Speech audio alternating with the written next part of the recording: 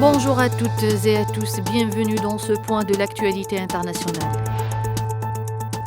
Le président algérien Abdelmadjid Tebboune a affirmé dans un message à l'occasion du 64e anniversaire des manifestations du 11 décembre 1960 que le peuple algérien, fier de son legs sacré de cohésion et de défense de l'unité nationale, de la souveraineté populaire et de l'intégrité de son territoire national, est un peuple qui s'est imprégné au fil des étapes et des époques d'un patriotisme profondément enraciné et qui a fait le serment de génération en génération de demeurer fidèle à la terre des Chouhada et à leur message éternel.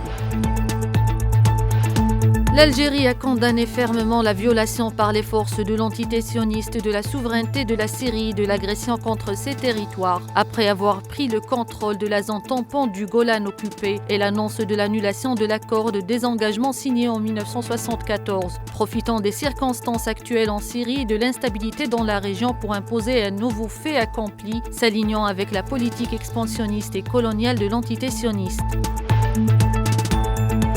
Aux États-Unis, le parquet de Manhattan, qui a fait condamner au printemps Donald Trump dans une affaire pénale, s'est prononcé mardi contre l'annulation de ce procès et a suggéré un gel de la procédure jusqu'à la fin de son second mandat présidentiel. Le procureur de l'État de New York a expliqué que même après l'investiture de Donald Trump, son immunité temporaire de président en exercice ne justifierait pas davantage d'écarter de manière radicale un verdict de culpabilité voté à l'unanimité des jurés et de rayer d'un trait de plume toutes les étapes bouclées de cette procédure pénale.